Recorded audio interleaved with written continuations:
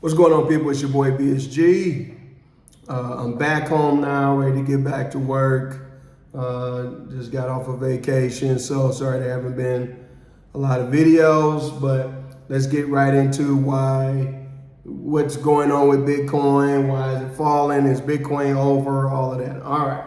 Craziest thing, or I would say the most impactful thing going on right now is what I call the invention of the Fibonacci Boys.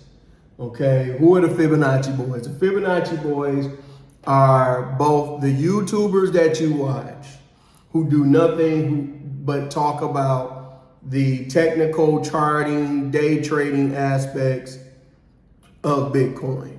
Why is this important? The first thing is, what you need to understand is why people are attracted to day trading crypto is because as of now, crypto does not have the same day trading standards as stocks and other things. With stocks, you got to have, last I checked, $25,000 to invest to day trade.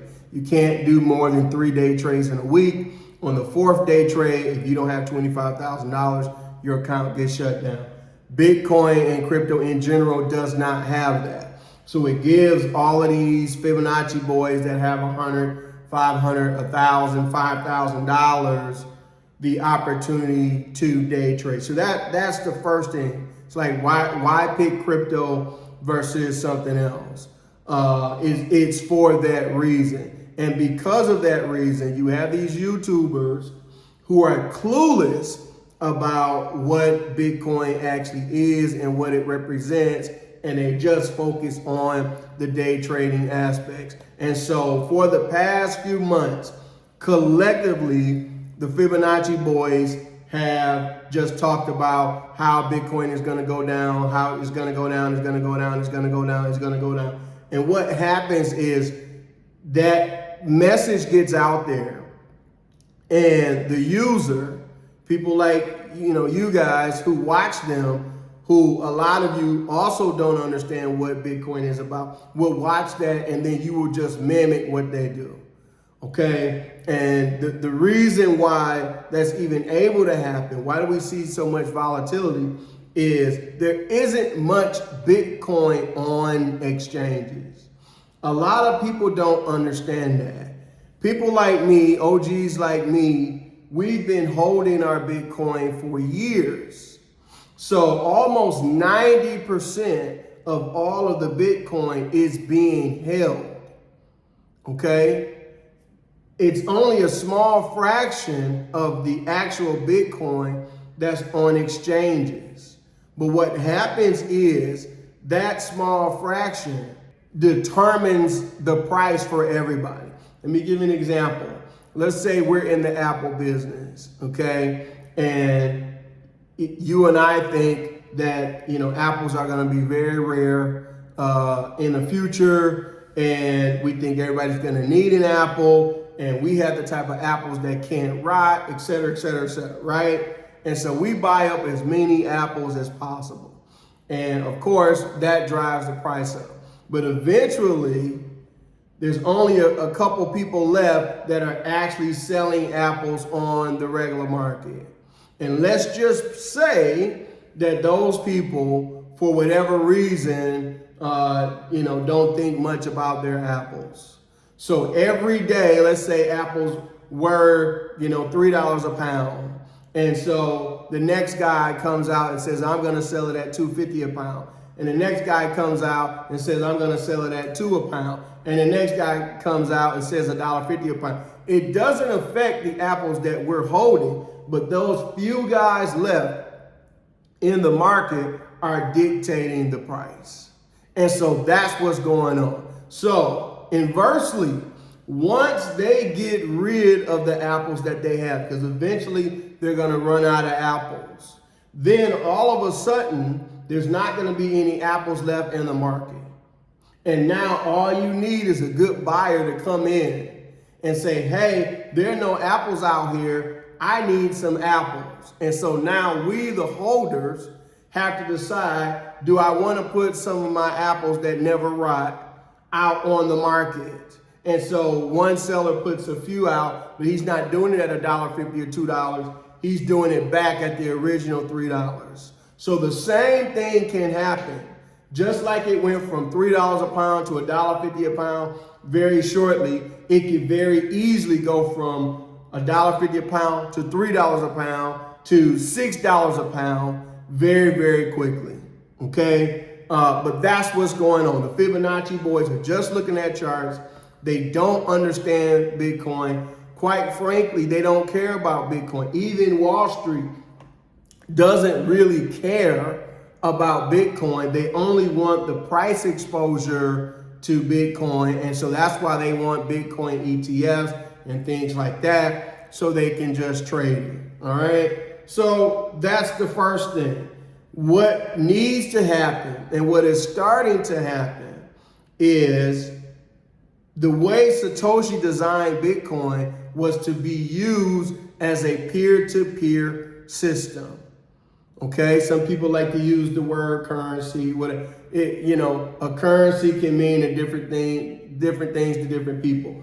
Bitcoin may not be used to buy a cup of coffee or something like that, but it can definitely be used in a peer-to-peer way. Anything over $100, $200 to buy cars, to buy houses, to buy a number of non-trivial things. Okay, and when that happens, the price of Bitcoin isn't gonna matter.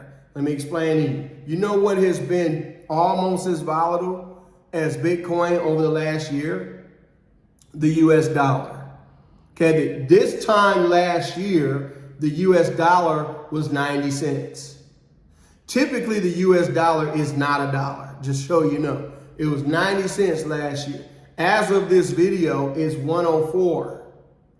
So it's actually gone up about 17% in 1 year. Now, watch this. Have you experienced that 17% growth or no? Are things at the store higher or lower than what they were last year? Is gas higher or lower than what it was last year? So how is it that the dollar has moved up 17%, but you have not experienced the growth of that? The answer is because typically most of the people who watch my videos are in the dollar system. So being in a dollar system means if Netflix is $14.99, $14.99, it's $14.99. If a hamburger is $12, it's $12. It's not mattering to you as much what the price of the dollar is as in relationship to the rest of the world. Or somebody like me who lives abroad benefited from the dollar increasing. In fact, one of the reasons why I decided to move to Europe is because I saw that the euro was too high and I knew that the dollar would grow. So in effect, since I earn some of my money in dollars, my rent has gotten cheaper. And a lot of things that I get over here have gotten cheaper because I'm still getting paid partially in dollars, and the dollar has increased versus the euro. Okay, so when Bitcoin is in a system where people are paying for goods and services with Bitcoin, then at that point, literally the price of Bitcoin is not relative, because in that bubble, in that country, if something is 1 Bitcoin or 0.1 Bitcoin or 1 Satoshi, it's gonna be the same price. And is that happening? Yes, it is. We see in places like El Salvador, parts of Africa, people who have experienced their currency being devalued versus the dollar, they now see that the only thing that's beating the dollar is Bitcoin. Even over the past year, as I said, Bitcoin had beaten the bricks off the dollar. Bitcoin had almost 10x in 1 year. And so even coming down back to where we are right now, over the past couple years, Bitcoin is still beating the dollar. So that's attractive to these other countries, which leads me to my next point. I believe that the United States government and the IMF and the EU see Bitcoin as a threat. And we've seen, nothing but rhetoric come out of all of those camps about why Bitcoin is so bad. It's because it's a threat. And they've actually tried to put sanctions on El Salvador. IMF has threatened them and said, we're not going to give you no money because the system runs off the dollar. They don't want anything interfering with that. And up until now, these countries have not been deterred from using Bitcoin. In fact, interestingly enough, when the war with Russia and Ukraine broke out, a lot of people were insinuating that Russia was funding things through Bitcoin.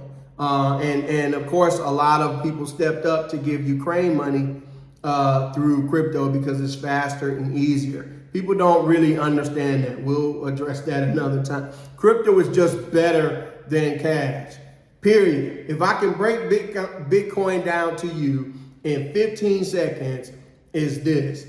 If you have $1 million and I have $1 million worth of Bitcoin, I can get on a plane and go to wherever I want. Let's say we have to leave the country right now.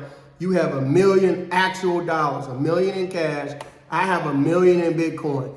I'm going to be able to get on a plane and you won. If I have $1 million in Bitcoin and you have $1 million in gold, I'm going to be able to get on a plane and you won. You're going to have to fly private and that plane going to cost you something serious. Okay, I'll be able to have my whatever I have my Bitcoin on. I'm not going to tell you what it's on. And I'll be able to get through whatever flight just as I have over the past month. And nobody even knows what I have. That is the value. That's just one of the most basic values of Bitcoin. So with these other countries starting to adopt it, all of a sudden, Russia was denying it initially. Nah, we ain't got no Bitcoin. We ain't doing no Bitcoin. And then now, all of a sudden, what do you see? With the price dropping, Russia's coming out saying, oh, crypto's good. Crypto good. Oh, yes, buy crypto. Right, because they got it. China the same way. China's been denying Bitcoin since the beginning, but they're buying it the whole time. So that has triggered the IMF, the EU, and the Fed to be like, okay, we need to put a stop to this. So this is what I believe. This is totally out my neck, unfounded. Unfortunately, I don't have the data because I don't have the wallets, and I tried to look for them. It's very difficult to find. But first of all, the U.S. government owns Bitcoin. They have a bunch of Bitcoin. They might be the biggest holder of Bitcoin, the biggest secret holder of Bitcoin. How is that so? Well, when the Mt. Gox shut down, which was the exchange, the biggest exchange in 2017, nobody know where that Bitcoin went. When they shut down Silk Road, the United States government took that Bitcoin. When they shut down BTCE, which was a Russian crypto site, the United States government shut down that site, and nobody knows where that Bitcoin is. And then most recently, with the whole Quadrica CX scandal, there was crypto left, and nobody knows what that is, okay? I know for a fact the United States has a bunch of Bitcoin because they were selling it to foreign parties at a 50% discount like last year. And I'm like, why in the world would you be selling it at a discount? And around the same time, that's when you saw Christian Lagarde and other people come out and talk about, oh, Bitcoin is bad, you better not invest in it, crypto people better watch out, et cetera, et cetera, et cetera. So what better way to prove to people that Bitcoin is bad and you shouldn't invest in it, but to dump a bunch of Bitcoin on the market?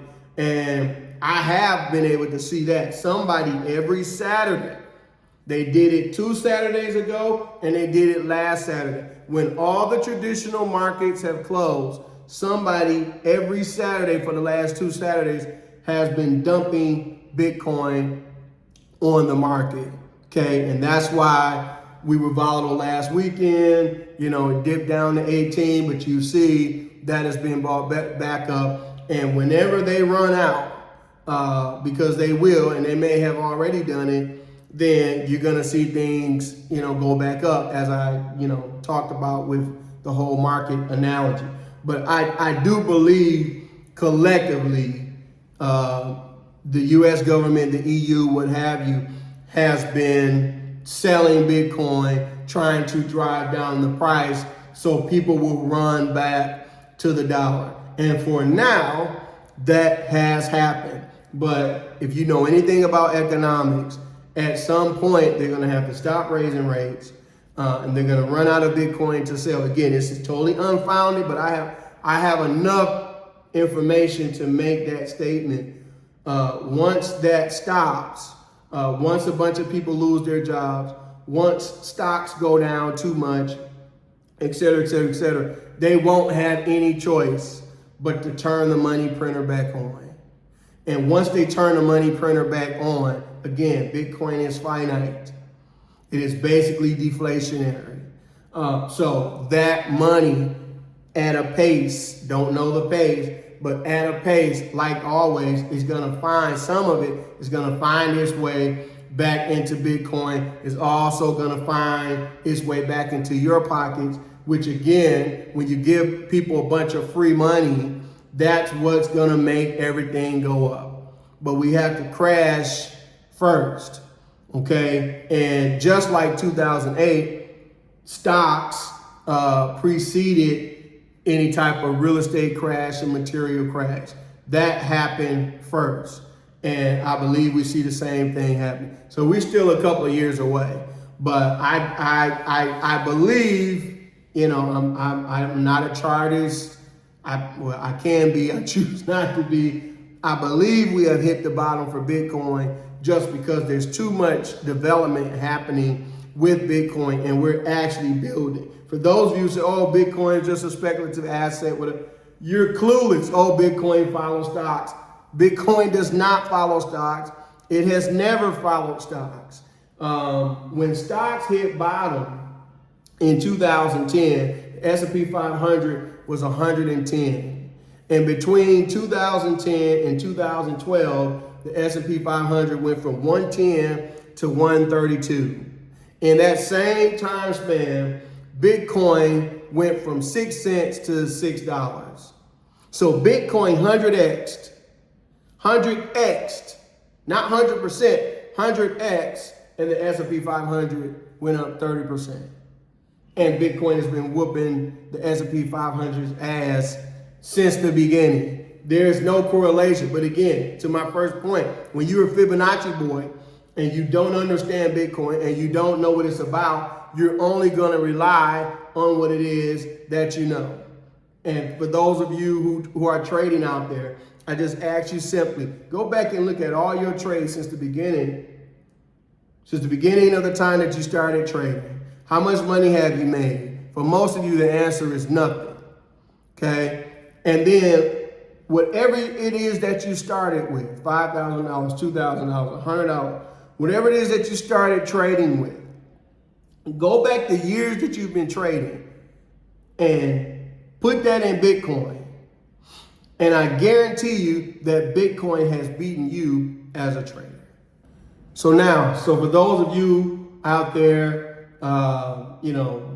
first of all, those of you who are part of my group, we already know what time.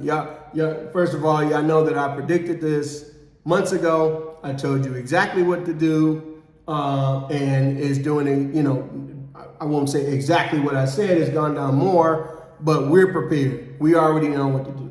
We're already still making money. Like, what people don't understand, people who've been coming at me who are not in the group, oh, you're broke now. And bro, you have no idea. I'm still making money every single day. I'm making money as I'm talking to you right now. Okay, I'm one of the few people on earth who has figured out how to turn Bitcoin and other crypto into assets that yield something based on a real economy, not based on inflation. Okay, so we're making money. We have a real business. I own a piece of the Bitcoin business. Every crypto that I have, I own a piece of their business. For some cryptos, it's as much as 4%. I just did the numbers before I came on this video. So that means no matter what this project does, I own 4% of it. Period. So like I said, we do things a little bit differently.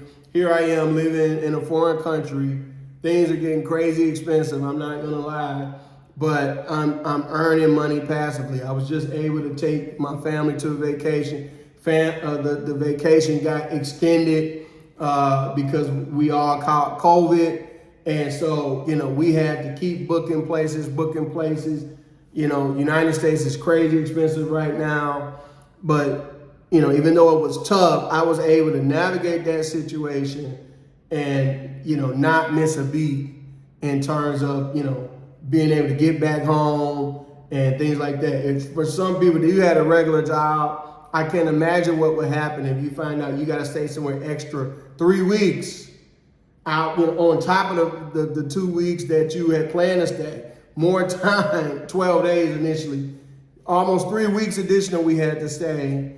Most of you would have lost your job or anything. And by the grace of God, I'm getting paid every single day, and that hasn't stopped, and it's not going to stop.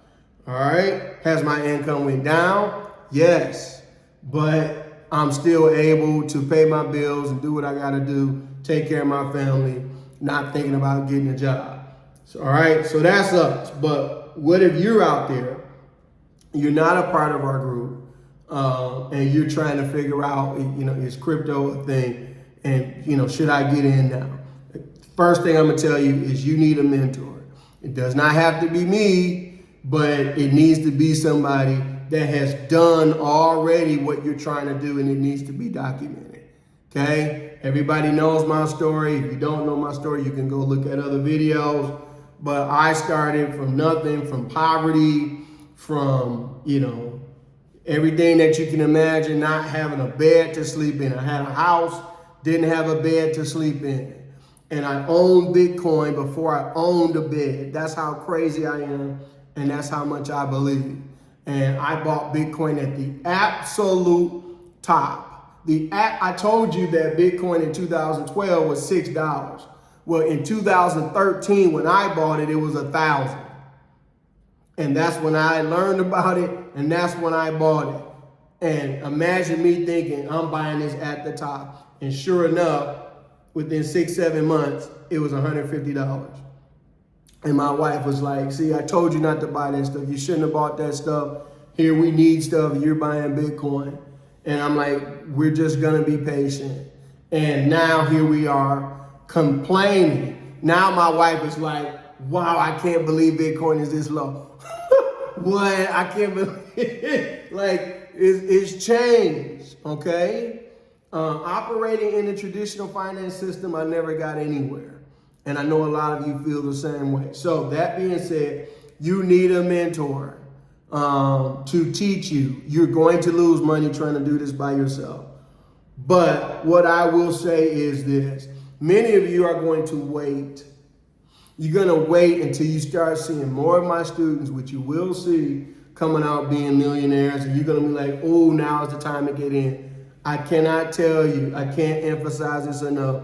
Right now is the absolute best time for you to get started. Even if you don't want to invest in the education, which I highly recommend that you do, just buy Bitcoin. Just buy Bitcoin and keep buying. And if it goes down more, keep buying. And if it goes down more, keep buying. Why? Because we're having a long-term view. Okay, I can't get into all the particulars as to why you would want to do that. We're not just buying something just to buy it. There's development happening. There's growth happening. And I'm in a position where I'm able to see this growth happening firsthand.